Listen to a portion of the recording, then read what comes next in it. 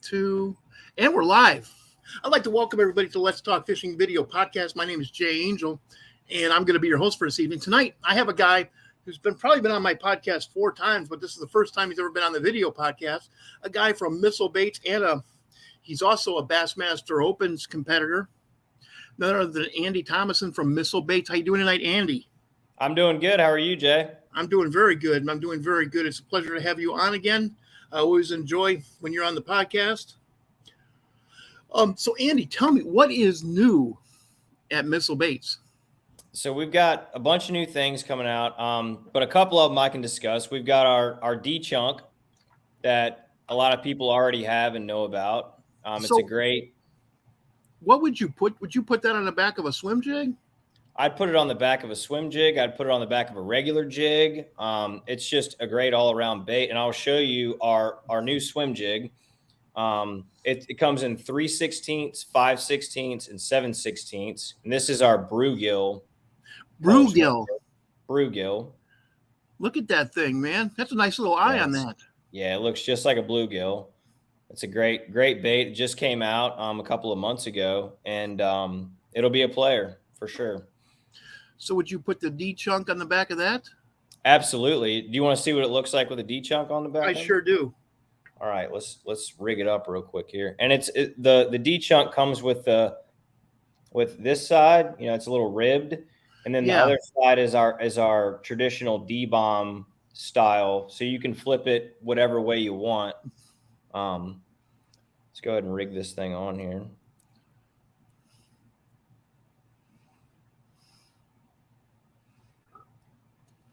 So this is the swim jig with the chunk on the back, and you can look at that profile. It is a very compact style swim jig. Yeah, it's hard to deal with this camera, man. It's all good.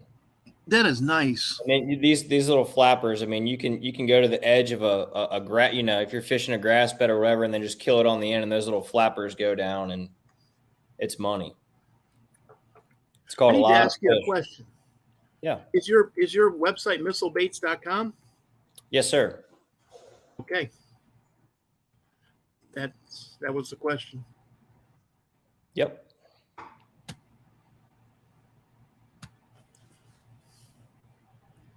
Yep. And we've also got let me grab one of these hats. We're just celebrating our 10th year, and we've got these cool Missile Baits hats, 10th year anniversary hats. That's going to go fast. Oh, yeah. And those are just up on the website. And we've also got, I'm going to stand up just so you can see it, these Missile Baits 10-year anniversary hoodies that just went up on the website today. And they will also be available at the Classic this year at Lake Hartwell. Are you going to be – I assume you're going to be there. Yes, sir. Yes, sir. I'll be at the booth working. And John Cruz will be out fishing it, won't he? He'll be doing the fun stuff. He'll be out doing the fun stuff for sure. Boy, I have never. That had got to be a record of leading the Elite Series all 3 days. Oh, it's 4 days.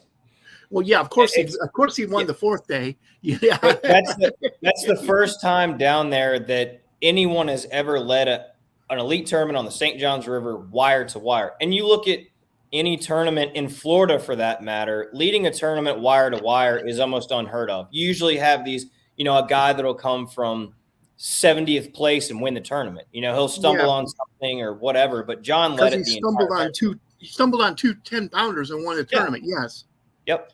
And John just kept it consistent. And what really is special about what John did was, he caught 28 pounds the first day at St. John's, and then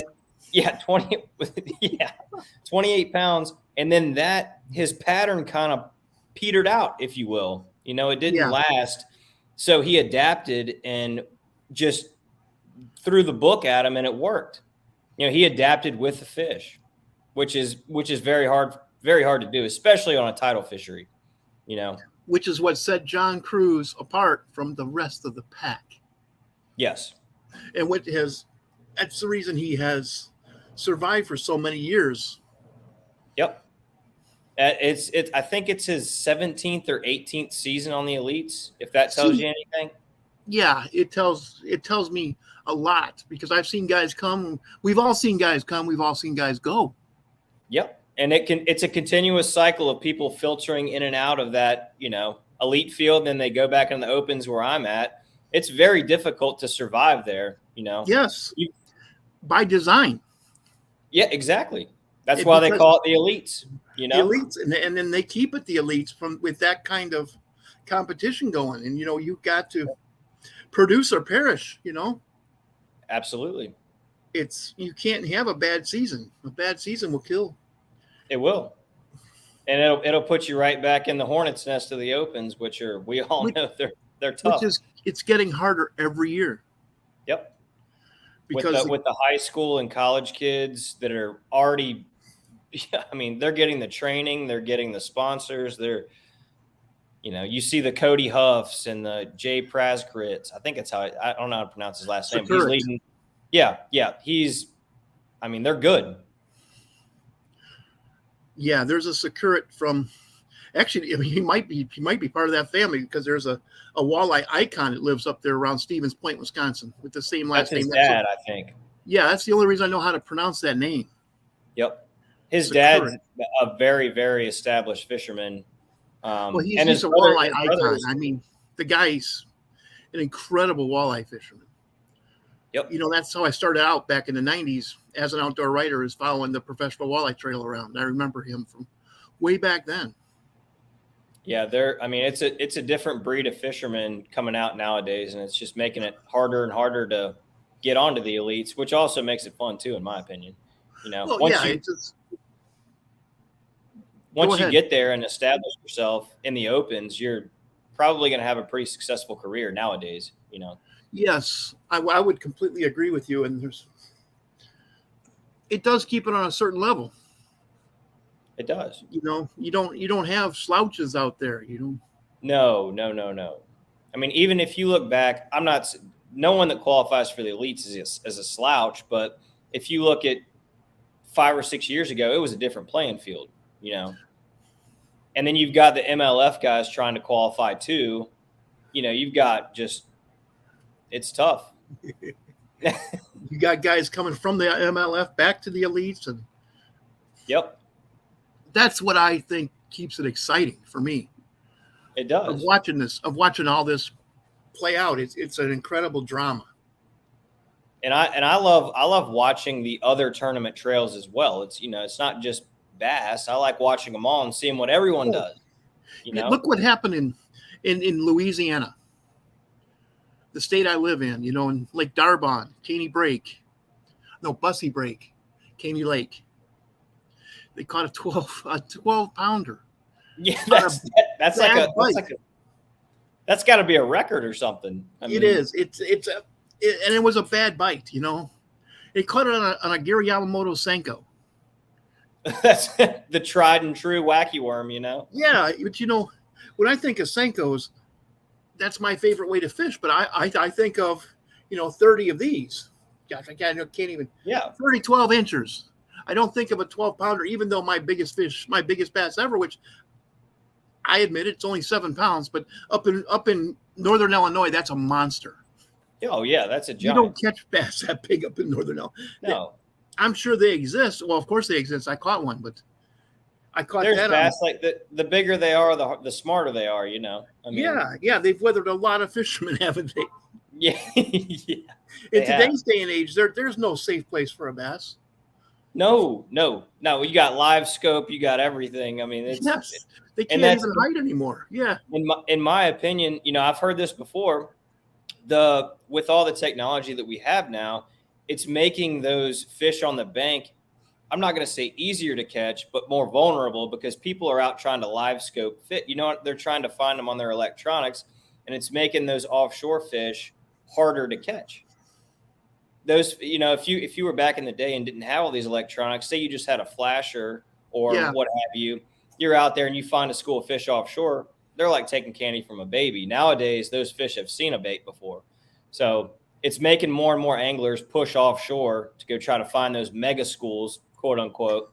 Yes. So it's interesting to see what's going on now. One thing I'd like to talk to you about. A couple years ago, I was fishing with a guy named Lucas Ragusa, and we were doing some bank beating on a local area right around Baton Rouge, called the Henderson. A lot of people know it as the Atchafalaya Spillway, and he pulled out something out of a missile bait box, and it was called. He said, "I want you to use this." He showed it to me, and I'm like, "What is that?" He said, "This is called the 48." And I looked at that thing, and I'm like, "I want a wacky rig." He goes, "Well, that's exactly what you're going to do with it." Yeah, that's right. I couldn't believe this. Would you happen to have any of those you can show the folks? I do. I've got some right here. This is Green Pumpkin Flash. You know, I love your packaging, because when I'm walking down at Bass Pro Shops, and I'm looking on, 50 yards of soft plastics on either side. Look, there's the missile baits. Yep, you can see that red stands out. And missile baits. You can see it. So this is the 48. I mean, guys, look at that thing, man. Look at that thing. And you can see the body style is different. You've got the two ends that are a little fatter, and then it's a little skinnier right here in the middle. Where you're going to put your hook, yes. Where you're going to put your hook. And you can also, if you wanted to, you could Nico rig it. You could put a nail weight in the tip here, and then still wacky worm it and give it a different action. Give it a different action. Do you know anything about the development of that thing? I do not. That's John's secrets. That's John's. Okay, if that's a secret, I don't want to know it. Remember, we were talking about that before. Archives. We were talking about that before the show. Outdoor communicators cannot keep secrets. So no, but it's damn good. John knows that he designs baits that he feel. This is my opinion. This is what he's told me. He sees a void somewhere, and he wants to fill it with a bait that'll work for him and tournament fishermen and someone who's taking their kid out fishing a pond. And if you take, for instance, the 48 out, you can give it to a 6-year-old with a push button Barbie rod and go catch fish, or you can go to an Elite Series tournament and catch. He caught an 11-2 a couple years ago on the St. John's on the 48. So it's a bait that works anywhere and everywhere and for everyone. So it's okay. What kind of a hook would you put in that? I would put in the 48. I would put a number 4 stinger hook in it from Gamakatsu. A number 4, a small hook, huh? Yep. Because when I lived in Illinois, I would put number 4, size 4, octopus hooks from Gamakatsu. Yep. And then it would always be a red hook. I don't know why just that little bitty flash of red, it made a difference. I've got a buddy up here that say on his topwater baits or any treble hook bait, on the back hook, he'll put a red hook. It's just in his mind. He thinks that it works, and it probably does. It's just all a confidence thing, And if you wanted to put a number 2 or something in here, that's fine. I just prefer a smaller hook. And because nowadays ratio, and you look at the body of it, it's slimmer right here. So I feel like I can get by with a smaller hook. And if you can go smaller hook, smaller line on anything, it works better. You get more bites. Now up north, where the water is cleaner, clearer, and also there's less cover. Around here where I live, the cover is just intense. It's in your face. You cannot get away from it. Yeah. I feel I have to use a bigger hook. I want that hook. I want that hook to drive itself home. And so I can I have to use heavier line to pull the fish away from the cover. Yeah. Or I risk losing it, Yeah. I would compare it to Florida kind of fishing, your vegetation everywhere, big hook, big line. You got to get them out of there. Up where I live it's all highland reservoirs. It's all natural rock. There's no vegetation, zero vegetation for that matter. So it's all finesse and, light line. 4-pound line. Yeah. We do use 4-pound line, and I wasn't kidding. I've used a lot of 4-pound line in crystal clear, gin clear, whatever you want to call it, water. Yeah. You have to. You literally have to. And these fish up here, I don't care where you go in the country nowadays, the pressure on every lake you go to is there. There's Yes. tournaments, for when the weather's good, there's tournaments every day of the week. And then you've got the high school tournaments that are, 200 boats. You've got college tournaments. You've got your, you name it. Those fish are seeing baits. So 6 or 7 club tournaments going on at the same time. yep. Yes. Yep. And then you got your weekend enthusiasts and Yep. people guiding. I mean, you're exactly right. And then depending on the body of water, you might have 600 pleasure boats. Oh yeah. Yeah. You go to, I mean, I was surprised at, the Harris chain in Florida 2 years ago. Well, it was last year. There were cigarette boats on Lake Eustis, which if you've ever been there, it's a very small lake. And it's, you look at the boats go by and you're like, what? Wow. It's a shallow lake too. And also there are 12-foot alligators in there. There are. And, pleasure cigarette boats, you're going to have girls with bikinis all around them too. Yeah. I mean, then you got 200 plus boats fishing a tournament. It gets interesting,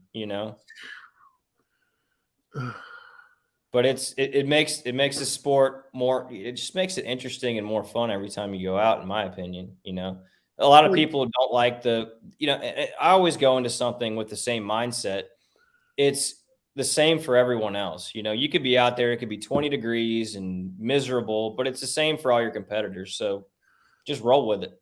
That's what Denny Brower told me. He says, I loved it when I would wake up in my hotel room and hear thunder crashing and rain hitting the window. He'd say, I get to go fishing today. And he'd smile because half the field's already been defeated. Yep. 100%. They're there miserable. I don't want to go out, whatever. And they're sitting there boating. Yep. I'm cold. This sucks. Yep. I'm ready to roll. I paid to be here. Yep. Let's go fishing. Absolutely, man. Absolutely. So where is the next tournament for you? Lake Cherokee. Lake Cherokee. Eastern Tennessee, man. The home of Carson Newman University. Man. Yep. It'll be a pre-spawn deal. I mean, for the most part, I believe, it's the March 31st through the 2nd of April, I believe. And it'll be a pre-spawn deal. A lot of smallmouth. There'll be, I feel like, this is just my opinion, of course. I think that it will take a mixed bag to win that tournament. Ooh. I think that you can win. You could win off smallmouth, but it's going to be tough. It really will be. With a 225 boat field, it'll be tough to do that. 225 boats. Well, that's just a fact of life anymore. It is. And you hear the number and it doesn't really boggle your mind, but I do understand that, the Opens, you've got the best local anglers. You've got your Elite Series pros that are fishing it. You've got a bunch of other people that are really, really good. So you've got and another thing that I've learned, when you go to a lake and say it's your 3rd day of practice and the tournament starts in 4 days, you find something that you think is special, everyone else is going to find it. So you've got to really be, versatile to win one of those events. So you have to have about 16 of those special places, huh? You do. And you've got to have multiple patterns going on, unless it's a full-blown spawn situation, then that changes things. But it's rare that, in any tournament that it's a full-blown spawn deal. You might have a few here and a few there, but it's never been a full spawn deal for me, at least in the 3 years I've been fishing the Opens. Well, look what's happening at Gunther'sville right now. 290 boats. That's wow. And that lake, if I've only rode through that lake a few times, and I think every day of the week there's 200 boats fishing that lake, bass fishing. Yes, at least. Yeah, I mean, it just gets hammered. Well, I wanted to tell you about this Team Bass Challenge. It's brand new. It was started last year, but this is the first full season they're going to have. 150 boats competing. But you only fish one day and you're fishing against 30 other boats. If you come in the top 6, you fish Saturday against 30 other boats. And that's the championship. That's a cool you only format. Fish 2 days in 150 boat field. They're guaranteed $87,000 to the winner. Wow. Team Bass Challenge run by Bob Masacomer. If you grew up north like I did, Bob Masacomer is an icon in the fishing industry. He had a muskie fishing show called Simply Fishing. I've probably was it on the Outdoor Channel? Yes, I'm sure. I don't know if it's on anymore because I mean he's up to his eyeballs in this Team Bass Challenge. 12 tournaments a year. I don't know how you do it. Schedule. He doesn't have a staff like Bassmaster does. Yeah, it's that would be very difficult without a staff for sure. Without but they have a big process, And also, Bassmaster has been doing it for 50 years, Oh, yeah. They've got the foundation and the volunteers and the Chamber of Commerce and everything else to go with it. It's just like there's the new series, the NPFL that started last year, I'm sure they're going through the same growing pains, Yes, but they are back again this year. They are. It was a good thing to see. It is, and it's bringing up a lot of new talent, which what's mind-boggling to me, I'm just talking about locally, there's so much talent out there. It is just crazy, It's hard to establish yourself, isn't it? It is. It's very, very, very difficult, and you've got a lot of luck. I'm not going to say a lot, but there's some luck that plays into it as well. Well, yeah, you have to put the right bass, or the right bait past the right fish at the right time. Yep, you do. And you can't make a mistake once he bites. No. No.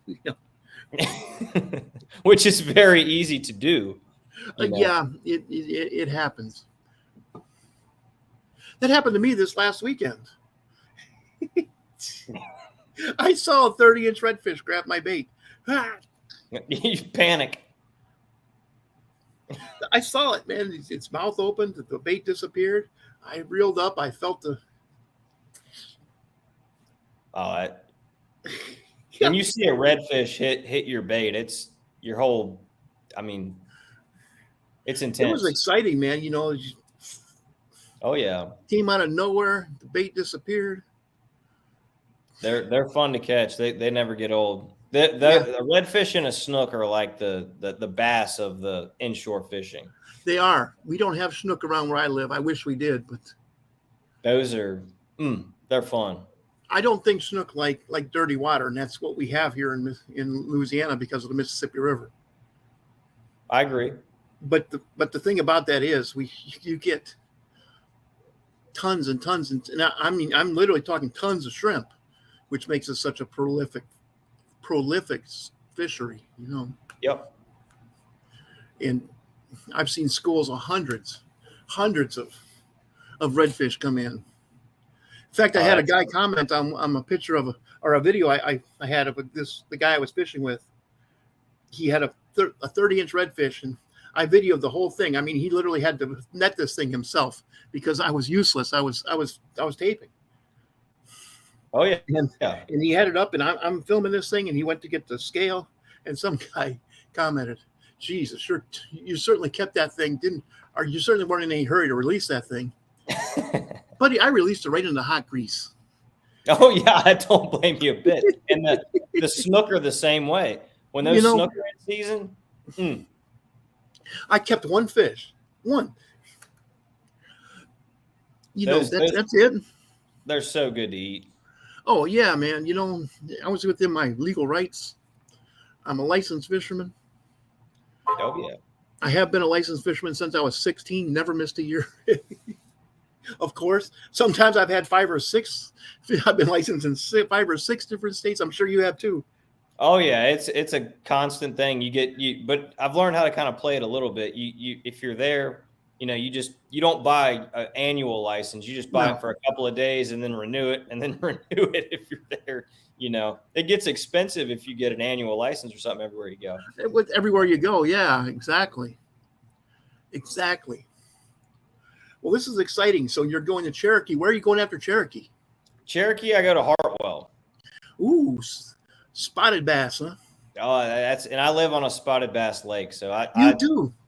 I do. I love spotted. I mean, it's a love-hate relationship. They're like little piranhas, but they're also fickle too, just like any other fish. That's one thing I could not believe when I first came down to fish with my dad on his small pond. Well, small pond, it was, 200 acres. Yeah. In Arkansas. I'm like, what is hitting the surface out in the middle of the lake? He said, oh, those are bass. Do what? No, bass don't do that. He goes, no, those are spotted bass. Let's go catch them. Right. No.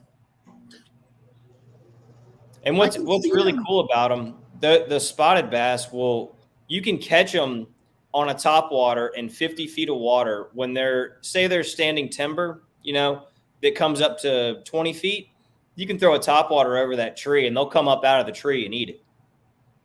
I mean, They're aggressive.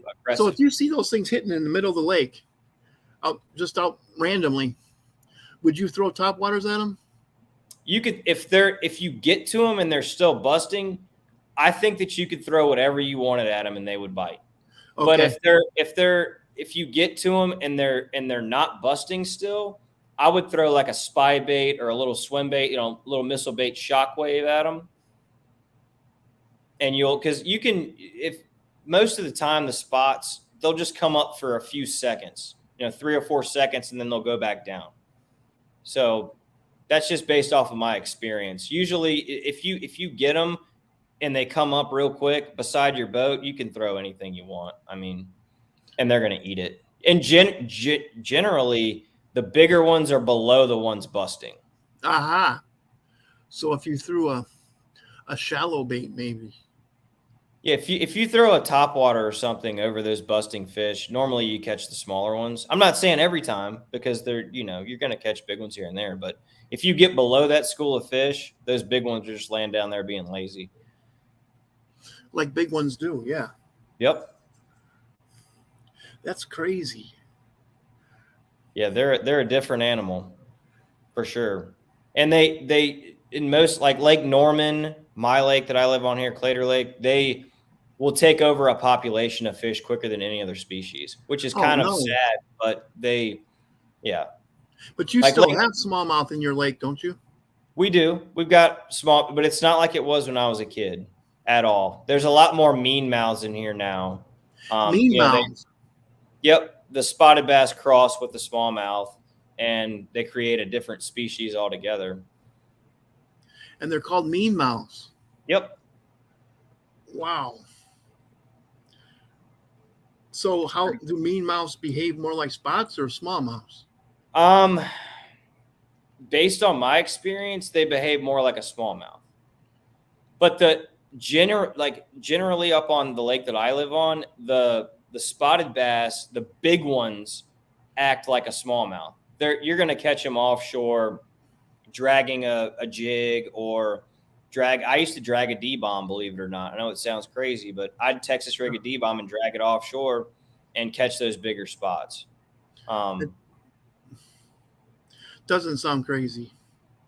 Yeah, I'm not going to say they're unpredictable, but they kind of are. I mean, the true big ones, the 4 and 5 pound spots, they're away from all those little ones.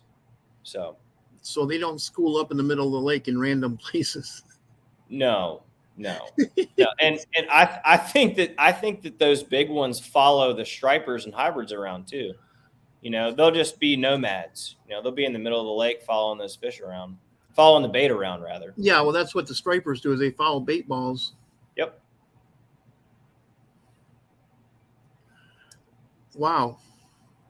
I talked to a guy like a week ago on Smith Mountain Lake, and he caught this was a striper guide, mind you. He wasn't bass fishing. He was, trolling shad, and he had a down rod at like 70 feet and caught a 6 pound largemouth in 70 feet of water suspended.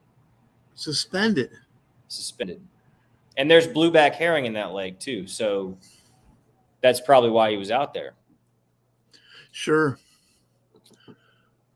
Blueback herring tend to, from what I've heard, they tend to make the fish act differently. They do. It changes the, but Isn't that you what's still in have a Hartwell? population. Do what? Isn't that what's in Hartwell?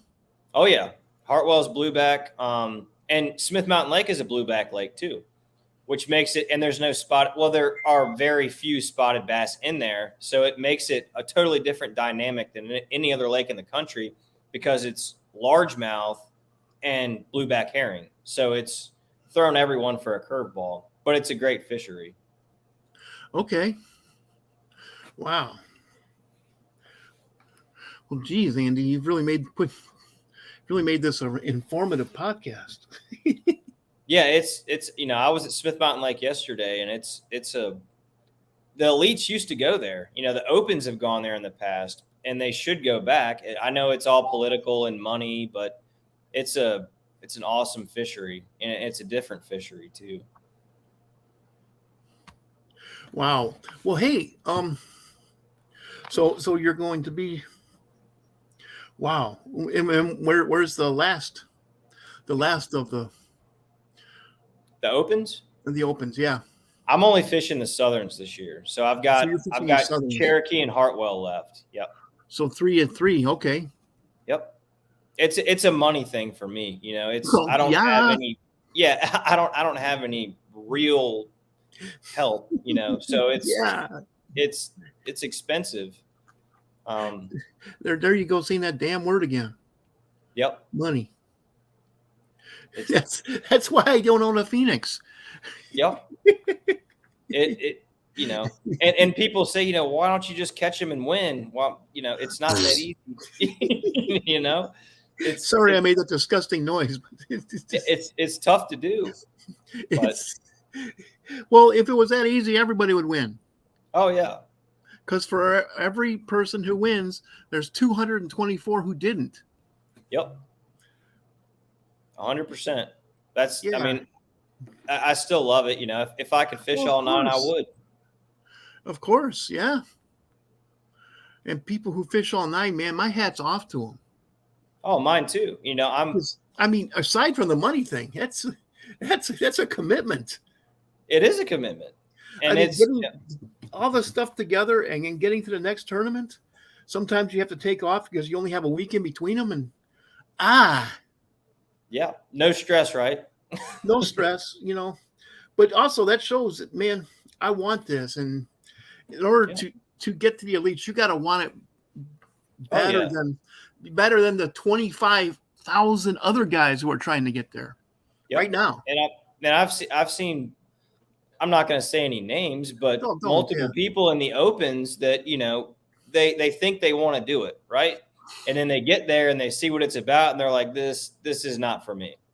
You've got to want it with your whole soul to follow through with it, And you've got to have a singleness of purpose. Yep. You can't be worrying about your job. No. You can't be fighting with your wife, which was what. Now, I want to be very careful with the way I say this. The woman I'm with now supports me 100%. And that's why I'm more successful than I've ever been. Yep. That's what it takes. But, you need a job that's not going to give you a big hassle about being gone the entire summer. Yep. And you need a wife who's going to support you 100% no matter what. When you come home and you're in that kind of mood, or when you're elated and you're on the top of the world because you just came in 5th. Yep. And those 5th place finishes or top 10s are rare. Yes, they are rare. So, when you're up, you're up, and when you're down, you're down. And it's like everyone says, it's a roller coaster. Yes, it's very bipolar. Yes. That's a great way to put it. It is. It's a bipolar sport. And the part about it is it's a very volatile sport, It's not something where you can train and shoot free throws over and over and over again and then it work in the tournament. You can go skip docks all you want and perfect your casting all you want, but doesn't mean the fish are going to eat. So absolutely, man. Yeah, because up north with what like when you're fishing smallmouth, there's very little precision casting. Down here where I live, you have to be able to skip 16 times underneath the cypress branch, and if it goes this much too high, you just got snagged 10 feet under. Yeah, and you're not getting it back. Nope. and you're using 60-pound braid. Yeah. You're going to pull the boat over there, you know? Yes, you're going to pull the boat over there, and your co's like, Yeah, he's grunting in the back, and you're then you bend your prop, your shaft on your trolling motor trying to get it, or you fall out of the boat. Bent the shaft in your trolling motor for a $6.78 jig. That's right. It's been there, done that. Me too. And you look at like Kyle Welcher at the St. Johns River fishing for that bedfish, and he falls out of the boat and had to take a penalty because you're not allowed to get out of the boat. So Cajun Rob Fishing just made he says he's down there at Gunther'sville. He's practicing for that tournament. And he's talking about always changing conditions just in time for the tournament day. We were talking about that earlier. Oh, yeah. No matter how hard, no matter how great you practiced. Oh, if you're preparing for a tournament, that you can guarantee a cold front's going to push through the night before the tournament. Yes. Someone told me a funny thing. They used to call the FLW tour, it's an acronym, following lousy weather. That's what they use. Lousy weather. Rob's going to like that one. Yeah. So I thought that was funny. I heard that not long ago. Following lousy weather. Yep. So is anything else exciting going on at Missile Baits, or did you just go through everything that's coming out? We've got some good stuff coming down the pipeline that I can't discuss. Sure. That everyone will see here in the next few months that is going to drop a bomb, I think, a good bomb. Another D-bomb? Huh? Another D-bomb? No, not another D-bomb. Okay. That's all I can leave you with. The cruise missile's got something. The cruise missile's got something in his sleeve. It's something that's very, very awesome. I will put it that way. It's gonna clean a lot of stuff out of my boat and replace it. And you've got something coming out for the Bassmaster Classic as well.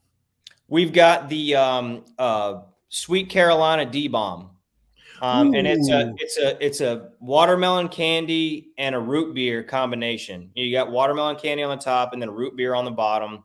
And John basically explained it to me today. He's like, if there is a D-bomb for Lake Hartwell, that's it. And it'll have other applications, all over the country, but it's going to be a one-time deal, just like last year at the Classic. So they're going to go like, hotcakes. Yeah, they are.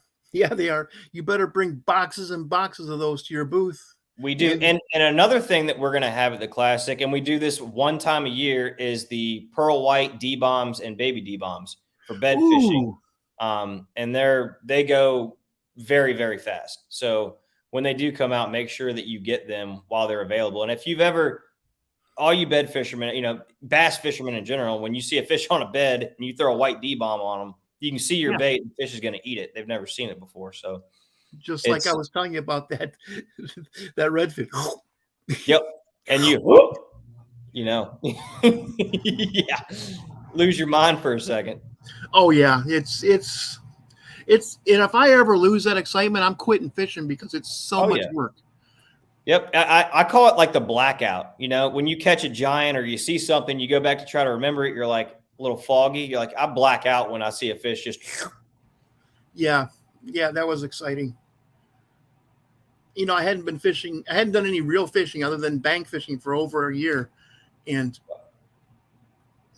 when I saw that fish come up and grab that bait, it changes your world, man.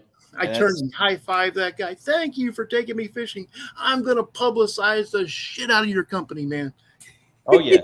And yesterday we did some filming and some stuff for some different, things. And, we had a tough day. We had some things go wrong, and it kind of set the vibe off for the day. And, we watched an 11-year-old catch a 6-pounder, and that everyone just went, choo. Everyone's moods go right up. And I just, anytime you take the opportunity to take a kid fishing and then that happens, it just makes the day awesome, because there's so many times you go out and then nothing works out. It's one of those days where you just want to load the boat, and then that happens. It, keeps you going back for sure. It sure does. Hey, Andy, do you have any shout outs you'd like to do? Any thank yous to any organizations, companies, people who have helped you along the way? I just want to thank John Cruz and Missile Bates. That is my Absolutely. shout out, and congrats to John for his big win at the St. John's. He's Yes. one of the hardest working, if not the hardest working people in the industry. And That says a lot. Yep. And he's a legend of the sport. And the guy doesn't sleep then, does he? No, I don't think he sleeps. He works out 3 times a day and runs a business, wins tournaments. He's the cream of the crop. Did you just say that? I did. He works out 3 times a day. I don't know if he does or not, but I think he does. He looks like he does. Okay. Okay, you think he does, because I'm thinking the guy runs a business. He fishes the elites. He has a family. Yep, he's got a family. He's got a business. He's spent 18 years on the Elite Series, and he's going to win the Classic this year, in my opinion. That's just my prediction. So we'll make a little bet. Sure.